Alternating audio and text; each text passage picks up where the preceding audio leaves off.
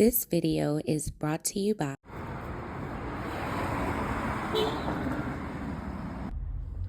Cool Grain Clothing. We done gone worldwide and we coming straight out of Baltimore. Come on down, shop with us at 215 West Saratoga Street. And if you can't come and shop with us in person, go online right now at coolgrainclothing.com and make your purchase. Oh yeah, and by the way, if you ain't cool and getting the green, you're in the way, and that's just basic. What's going on, YouTube, fam? It's your boy Tony 2 times, and we back with another episode of the Baltimore Way, man. Before I start, be sure to tap that like button. Definitely watch this video to the end to hear the full story and all the details in the case. For the day one, fam, y'all already know it's all love. Thanks for tuning back into another episode. If you're new to the channel and you feeling the content, feel free to subscribe. Definitely hit that notification bell so you can be notified every time we drop a new video. Oh yeah, feel free to share the channel with your peoples. Everybody is welcome.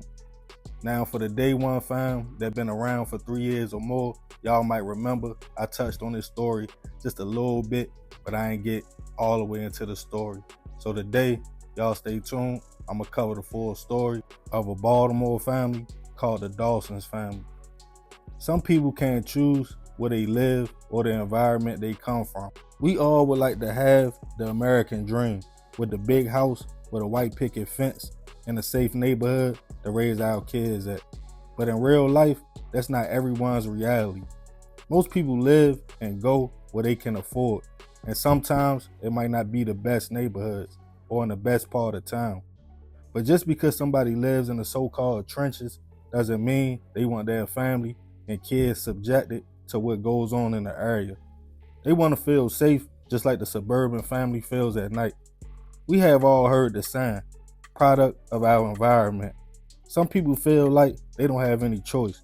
They play the cards they were dealt, meaning if I come from the projects and that's all I see is packs being sold, shooters and robbers, that's just what it is. But you have some people that despite their circumstances and where they live, they want no parts of the streets and just want to live a safe, normal life. But depending on the people around you, that might not be as easy as it sounds. And on this episode of the Baltimore Way, we'll be taking it all the way back to 2002 to discuss the tragic case of retaliation on a family that shook an East Baltimore neighborhood to the core.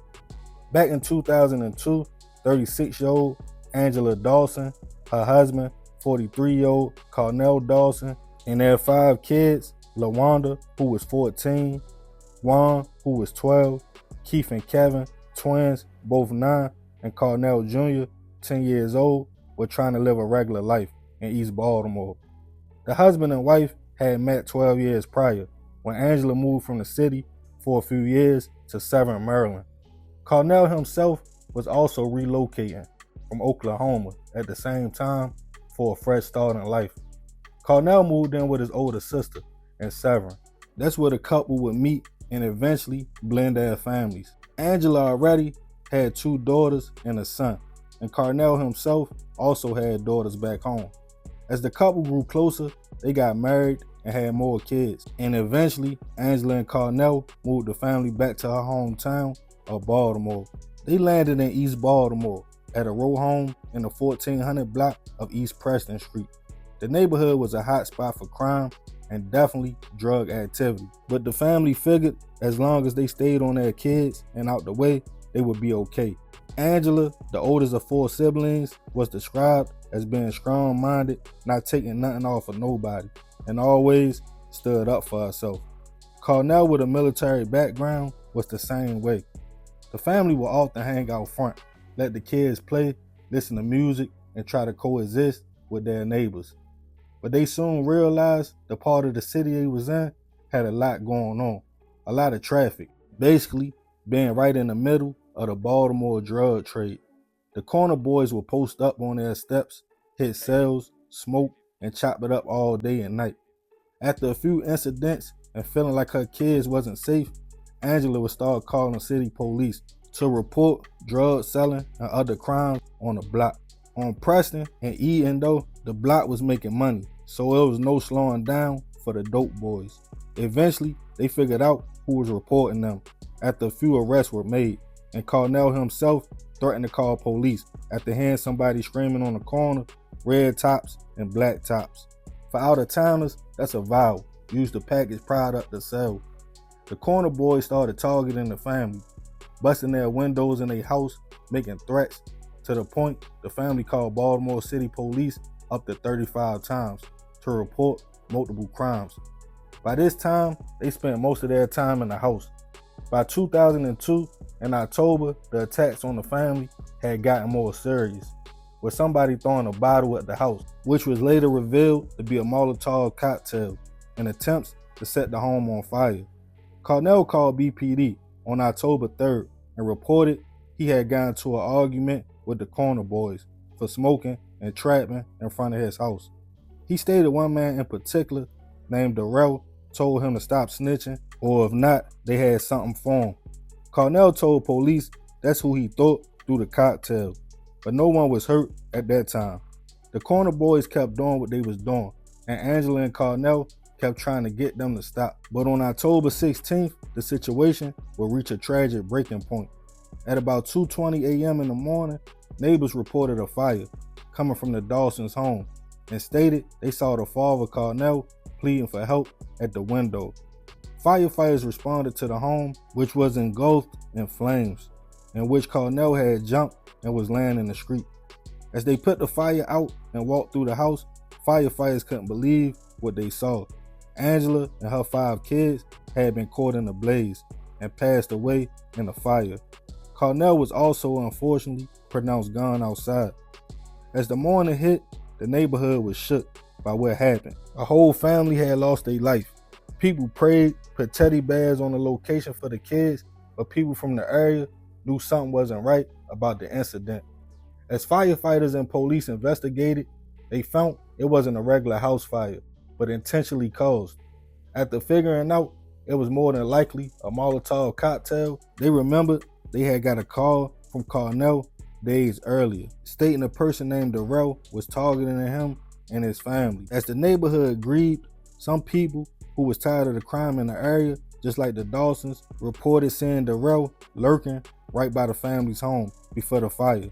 The 21-year-old man was picked up and taken into custody and charged with the crime on the family, which was considered retaliation for them snitching. As the family were laid to rest, their other family members filed a lawsuit against the city, stating they urged for people to report crimes under the See Something, Say Something Act, but in return, they don't help the civilians who put their lives on the line to report. The state made a statement. They stated they offered to relocate the family, but they didn't want to leave their home. The lawsuit was eventually dropped. Darrell would get his day in court and was sentenced to life in prison without the possibility of parole in 2003. Years after the tragedy, the community and state decided they would try to rebuild the home and make it a safe place for neighborhood kids to come by, hang out, do homework, play games, and just have an outlet. They named it after the family, the Dawson Safe Haven Center, with millions of dollars going into the program. The center had sailed for years, but eventually it just became abandoned with no warning or reason. The Dawson's family story went nationwide and opened people's eyes to the no snitching code in Baltimore. And some people felt the city let the family down. But now, over 20 years later, it's been questions. Has crime in the city gotten better or worse? Some say worse, with thousands of people leaving Baltimore every year and search for a better life. But others are more dedicated to stay and try to keep building the city up. Let me know what y'all think about the conditions of the city from then to now. Has it gotten better or worse? Rest in peace to the Dawsons and their kids. I send my deepest prayers and condolences to their remaining family. Some people want to live a normal life, no matter their environment. I know some will say, why they just didn't move? But for some people, it's not that easy to just pick up and go. And unfortunately, doing what they was trying to do as parents, trying to protect their kids and keep them safe, backfired and eventually cost them their lives. Yeah, man, I'm pretty sure for all us from Baltimore, we heard about this story many a times, you know what I mean? I was in the city when this story came out. I remember hearing about it watching the news with my grandmother, her shaking her head about the situation. But yeah, man, definitely rest in peace to that family. Real messed up situation. But I just wanted to touch back on this. Like I said, I briefly spoke on it years ago, but I just wanted to put more information out there and share it back with the people. But I definitely appreciate you if you made it to the end. This is another episode of the Baltimore Way. It's your boy Tony 2 times. Y'all already know it's all love, fam. I'm out.